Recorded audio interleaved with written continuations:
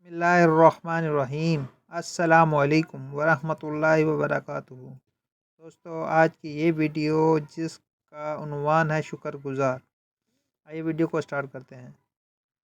अहद Abdullah school gate पर खड़े चौकीदार ने जैसे ही मेरा नाम पुकारा, मैंने जल्दी से अपना बैग उठाया और बाहर की तरफ भागा। बाबा, आज फिर इतनी देर लगा दी। मैं कब से इंतज़ार कर रहा था। देखें कितनी गर्मी है। बाबा ने मेरी बात पर मुस्कुरा कर देखा और बोले, साहब बहादुर, आप बाइक पर तो बैठें, फिर बताता हूँ क्यों देर हुई। मैंने स्कूल कैब दुरुस्त की और बाबा के पीछे बैठ गया। इसी वक्त मेरी नज़र आगे जाती सफ़ेद मर्सिडीज़ पर पड़ी। इसमें मेरा हमजमात अली बैठा था। बाबा, एक बात पूछूं? मेरे ज़हन में कुलबुलाते सवाल का जवाब ज़रूरी था। जी बेटा, ज़रूर पूछें। बाबा ने हजूम रोड से निकलते हुए कहा। बाबा, अली के पापा के पास तो मर्सिडीज़ है, वो रोज़ एसी वाली कार में आता जाता है, और आपके पास ये पुरानी बाइक जिस पर इतनी गर्मी लगती है, ऊपर से इसकी आवाज़ मुझे ज़रा अच्छी नहीं लगती।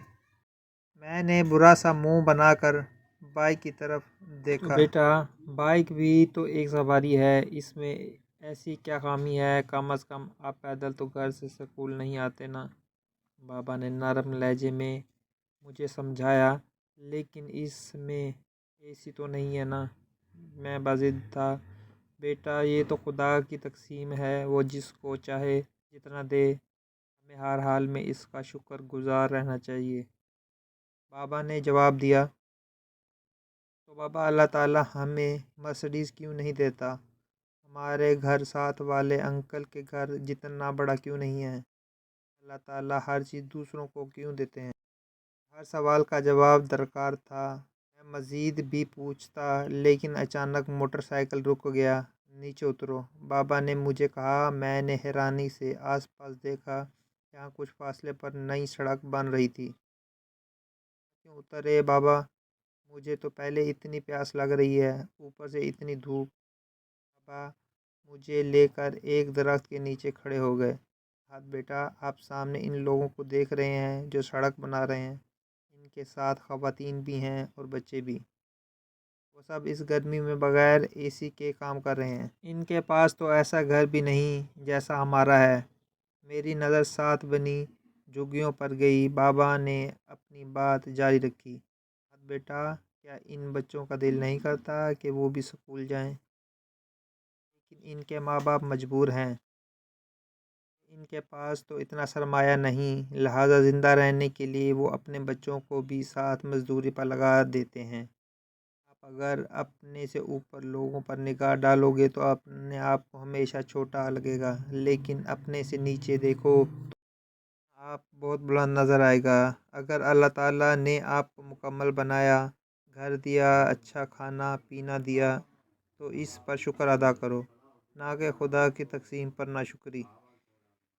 ये भी हो सकता था कि आज इन बच्चों की जगह आप होते, फिर? बाबा ने तफसील से समझाया। फ़ौरन दिल में अल्लाह का शुक्र अदा किया और अपनी सोच पर माफ़ी मांगी कि इस ज़ात की तकसीम में मसलहत होती है। मेरी झुकी नज़रों से बाबा को यकीन हो गया कि उन्होंने मेरे तमाम सवालात का जवाब दे दिया।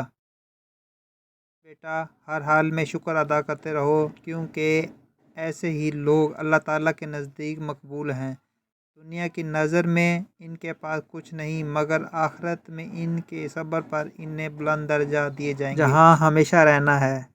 बाबा ने मेरा हाथ पकड़ा और वापसी के लिए चल पड़े। मेरा दिल अभी तक अल्लाह ताला का शुक्र अदा कर रहा था। अगर वीडियो अच्छी लगी हो तो वीडियो को लाइक करना मत भूलिए और इस वीडियो को दूसरों तक ज़रूर शेयर कीजिए। हो सकता है कि आपके एक शेयर की वजह से किसी दूसरे मुसलमान भाई की इस्लाह हो जाए और आपके लिए ये सदका जारिया बन जाए।